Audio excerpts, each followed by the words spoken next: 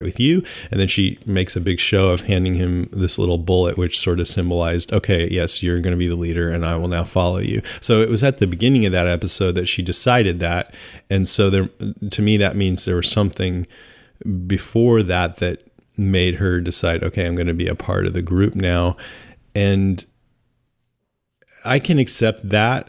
But does that mean that when Merle kidnaps her that she's still going to be like, well, I should be nice to Merle because I'm a part of this group now? Yeah. Yeah. I don't know. Well, it could, but it seems kind of unlikely to me. A good scene of the two of them together is when he had chained her up and the zombies came, and she's such a badass that she gets out of that situation. I mean, oh yeah, it's a great scene. I mean, I like it too. I like Michonne better. And I just wish that transition could have felt more real to me rather than it just felt kind of sudden that she was suddenly a different person, and it didn't make sense. The whole thing with Merle struggling and going out a hero, I kind of wish that Merle would have just stayed an asshole meth head and died that way. No, you can't possibly mean that. I totally do, because I don't want it all to be nicey and contrived. I want it to be more, sometimes at least, like real world. I don't want every character like T-Dog did. Okay, we're going to kill a major character. How can we redeem them first? It just feels too fake or something. One thing I was curious about in the final episode, the governor tells Merle, he goes into the torture room where Andrea is all tied up, and he tells, not Merle, Milton, to get the tools. I'm not going to need them anymore. And I wonder if that's because, I really do think that this whole torture room was set up specifically for Michonne, not Andrea. And I don't even think he tortured Andrea. And that they decided to go to the prison and kill Michonne instead of bringing her back there, maybe. Yeah, that's probably a pretty fair theory. Or he also just told Milton to kill Andrea in that scene. So maybe he's like, well, I'm not going to need it anymore because you're going to do it. I think that might be it.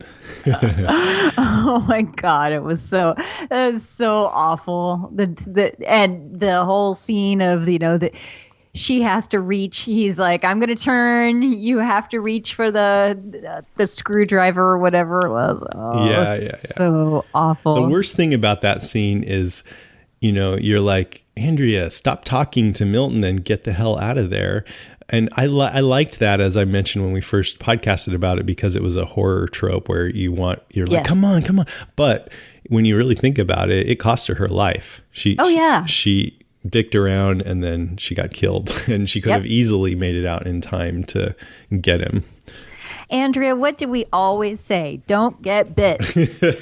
Come on. God. She doesn't listen to us. No. A few more short things. So for one, it's a trip to watch 16 hours of a show and then see yourself at the end. That was interesting. Yep. And I saw Colin, who is a friend of ours, and I wonder if he's still listening to the podcast. Hey, Colin, if you are. One of the guys I noticed on the bus at the end had a floppy hat like Dale's, an old guy. I wonder if they did that as a shout out to Dale. Aww. And then I noticed that the final scene of the season was the cross sticking up out of Laurie's grave as a tribute, I guess. Man. So that's all. Yeah, that's nice. My number 3, speaking of Andrea, was Andrea.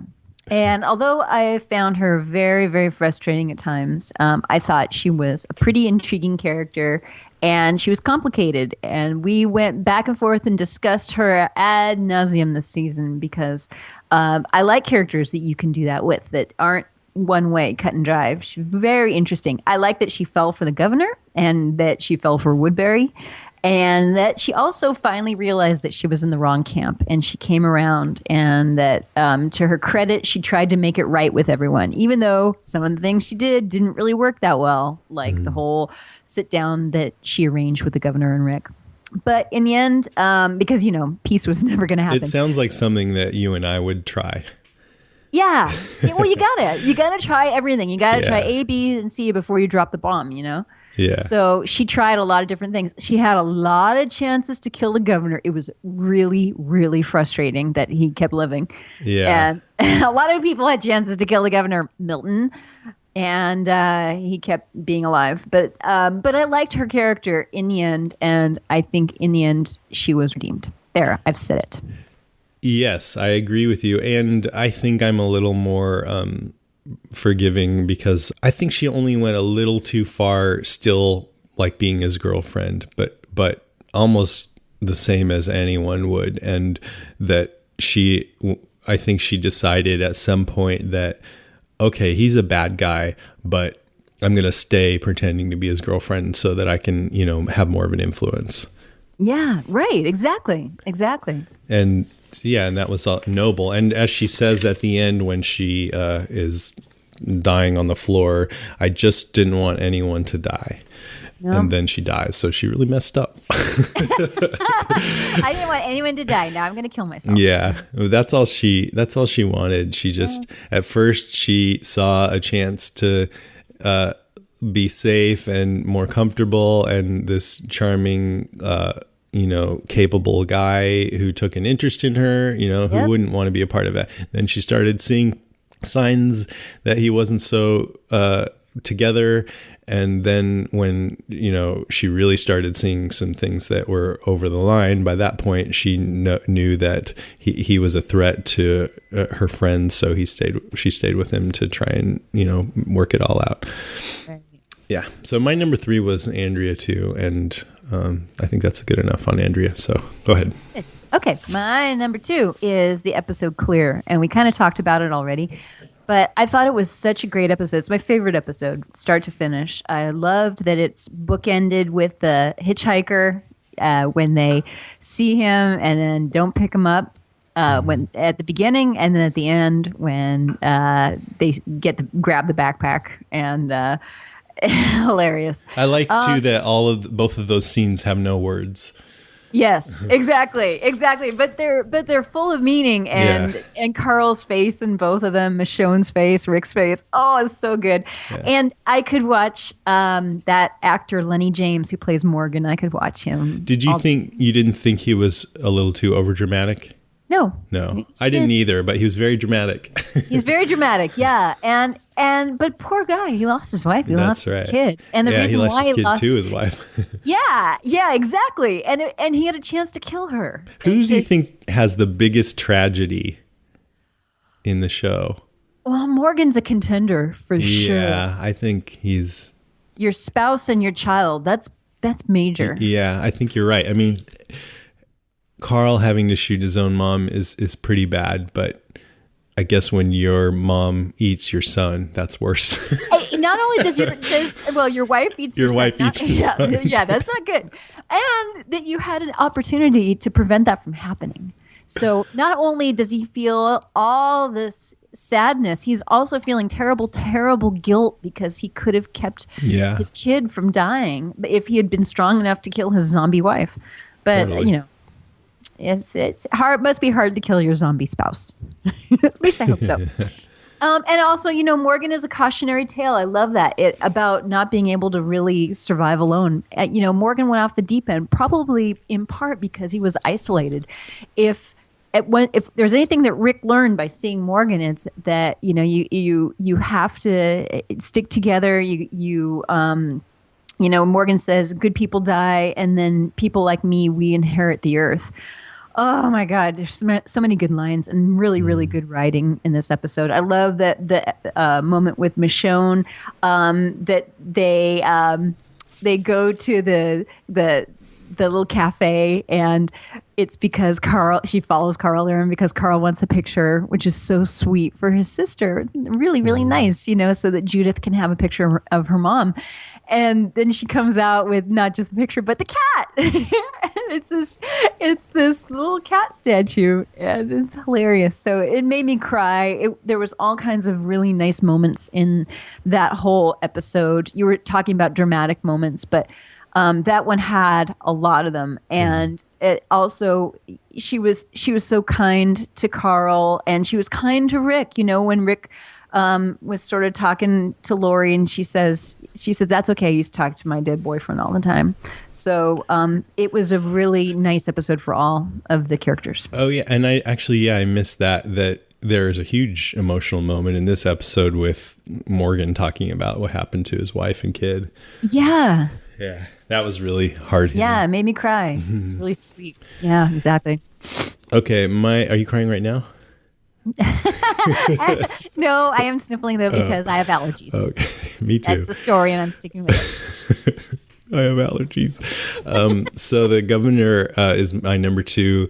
As I said last time, I thought that he existed, or his whole motivation was about creating this idyllic world so that he could bring Penny back into it. And that's why he had Milton there trying to, figure out how to bring the zombies back.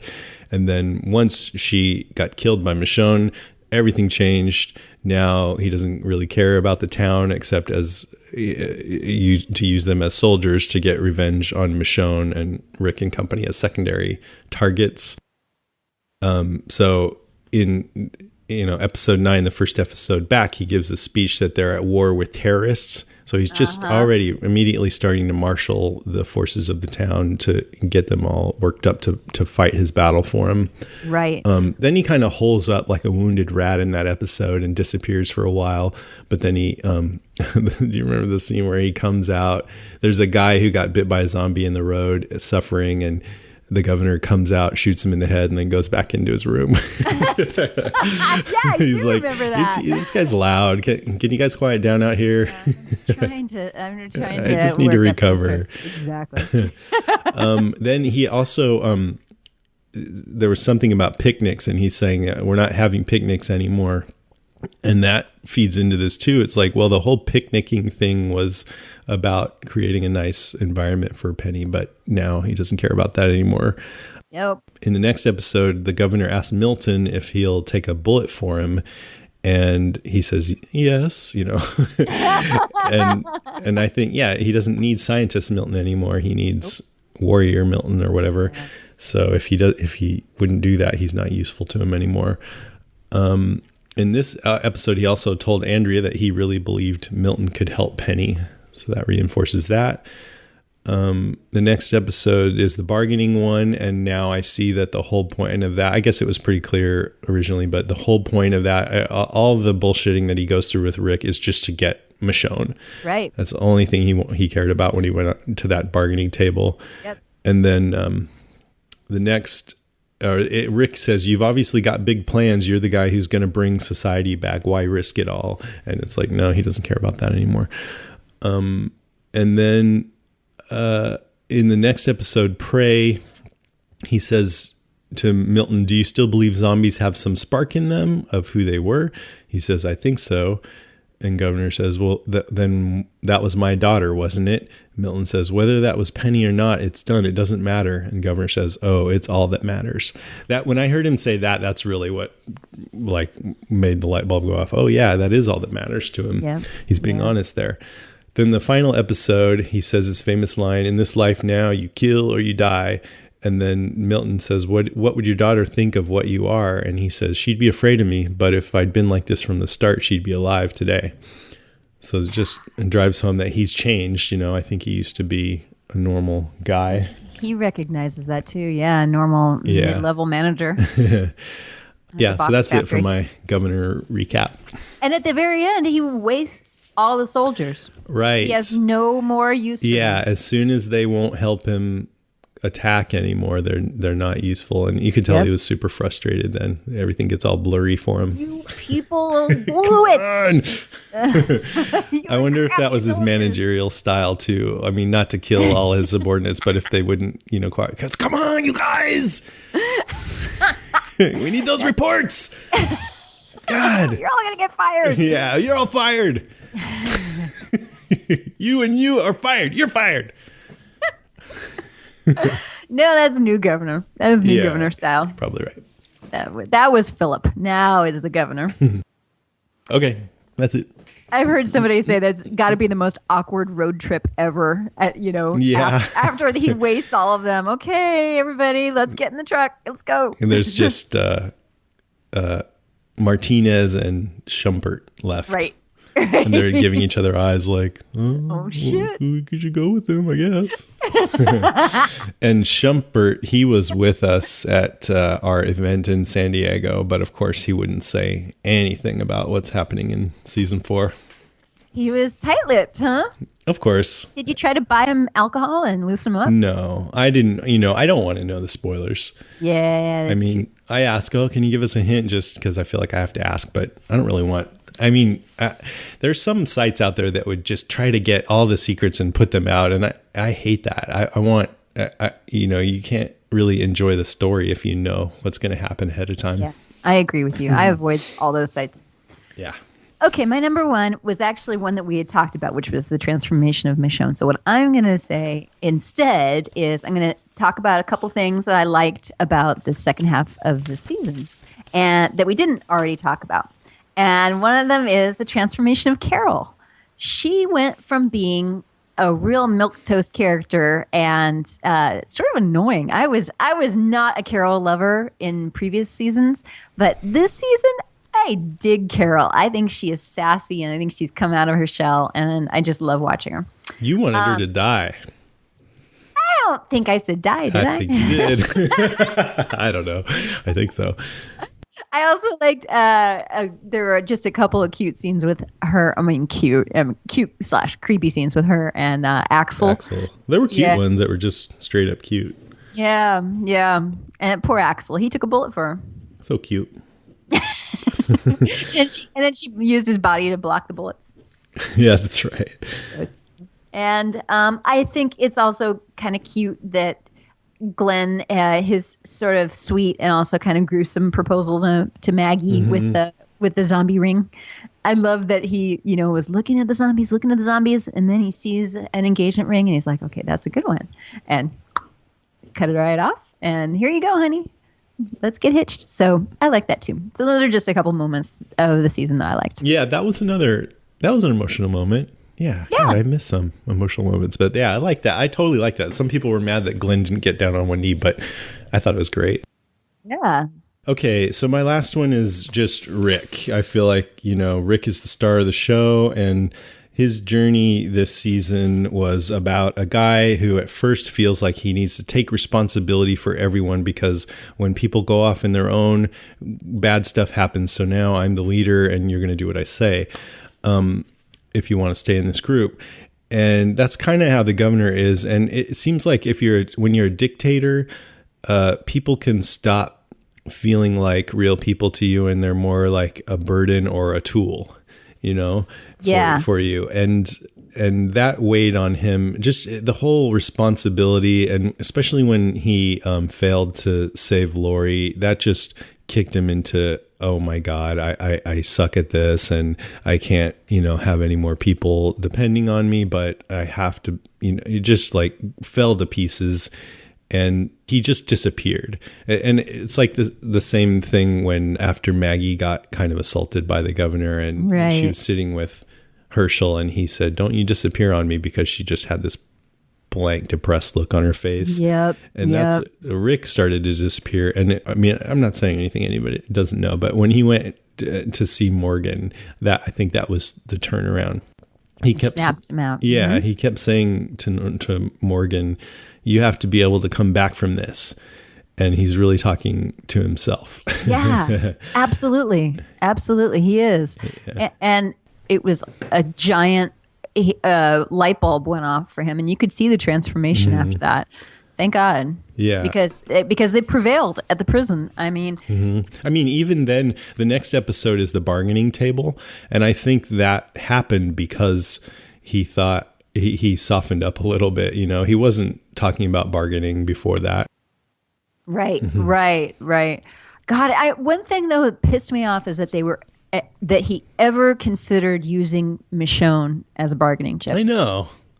I mean, the biggest reason why that pissed me off is I just think it's a flaw in the writing in that he had I said this when we podcasted before, but he had no reason to believe that the governor would stick to his word. Right, exactly. And, the governor, there's a chance he might have, because we know, or at least I think I know, that that really was his big prize. But he probably wouldn't have, because then he would have just, what would be his purpose after torturing and killing Michonne? Might as well kill these other guys too. They were always going to be a threat. Yeah, and we know what he does with threats. Exactly. And we saw him waste the military guys. So we know that he doesn't let threats idle next to Woodbury. And Rick knew that too. I mean, the struggle over whether or not to give up somebody that you've come to know, I think, is a good one. But just that one thing about there's no reason to expect that the governor would stick to his word kind of ruins it. It's like, oh, you're giving her up for no reason. But he did change his mind, just as Merle predicted he would. And, and that is a part of this whole transformation too, of just like, no, we're a family, and humanity being more important than just doing whatever it takes to be safe, including sacrificing others. Right. And then another theme with Rick this whole season, of course, is Lori showing up, at Ghost Lori. And I feel like she shows up when he's struggling with, having to keep other people safe. She shows up again in episode 15, right when he's preparing to have Michonne delivered to the governor. And I was waiting for her to like hold her finger up and like shake it at him, And then finally, just to really clarify how he's changed at the end, he gives his speech. What we're willing to do, it's not my call. I couldn't sacrifice one of us for the greater good, because we are the greater good. We're the reason we're still here, not me. This is life and death, how you live, how you die. It isn't up to me. I'm not your governor. We choose to go. We choose to stay. We stick together. We vote. So he's changed it over to being a democracy and more of a family. And, I think family is a big theme this season. At one point, Glenn even said that he felt like their crew was more of a family than Merle is to Daryl. He's like, this is our family. So family is more about just who's in your heart, I guess. Yeah. And then Carl tells Rick at the end, kill the governor before he kills them. So, which brings to mind to me the governor's philosophy of you kill or you die. So Carl's, it feels like, is firmly in that camp. He doesn't understand why Rick brought the people back in the bus. He gives them a dirty look. What, you brought them here? So he brought them there in part for Carl. Exactly. And I think Carl needs it, but and he's like right now, like, what are you doing? And so I think next season's going to be a lot about that. Yep. And then finally, when Andrea's dying, she says, Judith, Carl, the rest of them. And Rick says, the rest of us. So he's just stressing that, we're more togetherness. Together. Yeah. Smart. So, one thing I wonder about this show, and any show really, is the writers have to write an arc over a season where a character starts out flawed and then ends up, learning something. And then the next season they have to do it all over again. and this show is like, it's so like big and life or death that the transformations are so huge. So how can they keep having Rick just put through the ringer all the time, but somehow be better at the end of each season, Yeah. Will they do that? Will they not? I don't know. I don't know. Depends on how much they follow the comic too. All right. You went first, right? Mm-hmm. So we're done. We are. All right. Back to your regularly scheduled father-daughter cuteness. Thanks, everybody. Bye. See you soon. Bye. All righty. Thank you, Jason and Karen. That's fantastic. Good rewatch. You actually didn't listen to it. I did listen to it. No, I didn't. I was off at school or something. All right, so back to our father-daughter cuteness now. So, we got listener moans, groans, and grunts here. Jason asked yesterday or the day before other people's thoughts about their rewatch and what they thought about it, and here are a few of the responses. Amanda Fenton, I'm going to destroy your name, and I'm sorry about this, but Bakiochi? It was a better watch as a marathon. I now hate Andrea a little less, but only a little. Michonne is a complete mess of a character. It feels like the writers had no game plan in developing her as a personality. All right. Jose Estrada says, the flow is much better when you watch them back to back. The writing is better too. Okay. Dana Thorpe Patterson says, I did rewatch them. Like you and Karen have said, I was surprised at how much I liked them. Picked up on little things I hadn't seen before, caught a better glimpse at my Steeler hero, Hines Ward, as a zombie, and caught you, Jason, in your zombie roles too. Way cool. Looking forward to saying hey from Alaska when we get to Atlanta. How awesome is that? Somebody's actually coming from Alaska to Atlanta for the Walker Stalker Con. That person must really, really want to be here. I'm assuming she does. She's probably Well, not here. We're not in Atlanta. We're No, I know. I'm maybe there. Okay, next one. All right. Yeah. Anthony Farmsworth says, I'm rewatching it, and my girlfriend is watching it for the first time. She likes the season best. I think it's just because of Michonne, and she wants Tyrese to replace Rick. What? And judging from the season 4 preview, it doesn't look like that's gonna happen. Ha ha ha. Well, what do you think? Think Tyrese should be replacing Rick? Is Rick gone off the deep end? I think he's gone a little bit cuckoo. Well, he's gone back. He's come back. But Tyrese, Sort of. I don't know. I mean, is Tyrese... He seems to acquiesce to everything. He just seems to bend to the will of whoever he's around, you know? I don't know. What do you think?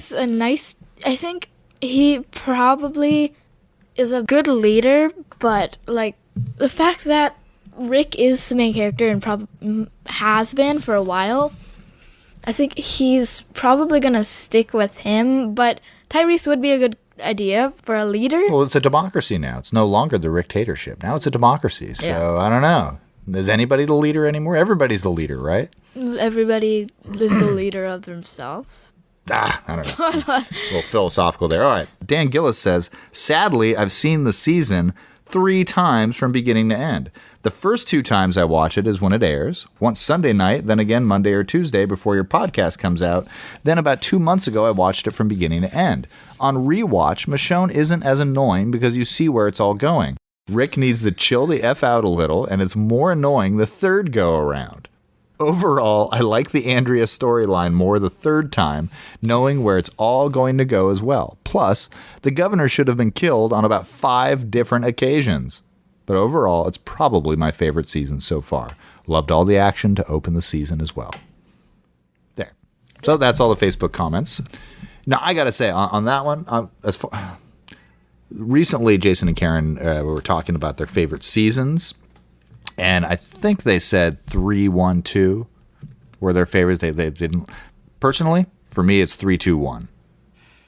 I like the first 2 episodes of the first season, and the other ones I'm a little iffy on. But I like season 2, and that's what. Jiffy sounds like Jiffy, and Jiffy sounds like Jiffy Lube. Oh my goodness. Okay. All right. So we got one email and then a phone call. So, from Martin, I've got some thoughts on these rumors about the walkers being more of a threat in Season 4. This doesn't necessarily mean they are evolving. It could just mean that because the prison population has increased due to the influx from Woodbury, supplies there have run out. Season 4 seems to be starting several months after the end of Season 3, so this makes sense. Smaller towns have probably been cleaned out by now, so maybe the only option for the survivors is to explore areas that previously were densely populated. So perhaps the walkers are more of a threat not because of some change in them, but because the only way to get supplies is to travel to where they are, far more walkers. A change in quantity rather than quality. So what do you think about that? That makes sense. Yeah, because they've been saying leading up to Season 4 that the walkers are going to be more of a threat than they have been before. So there's been a lot of speculation. What does that mean? Are they going to get armor? Are they going to shoot lasers from their eyes?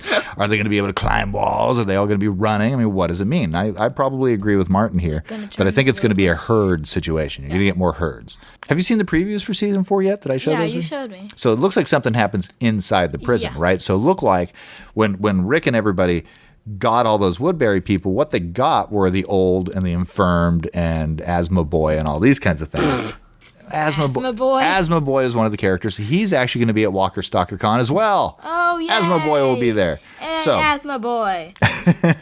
so that makes sense that there may be some more herd type situations. So, and now we have a phone call from listener Pete Ilani, who will also be in Atlanta. Hi, Jason and Karen.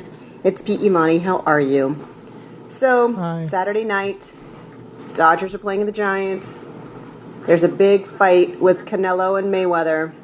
And what am I doing? Baseball, really? I'm home, alone, doing my season 3 rewatch of The Walking Dead. There we go. Very good. All right, guys. Hopefully, I'll have some comments for Facebook, or maybe I'll call back. But I'm looking forward to season 4, and hopefully, I'll see a bunch of you guys out in Atlanta.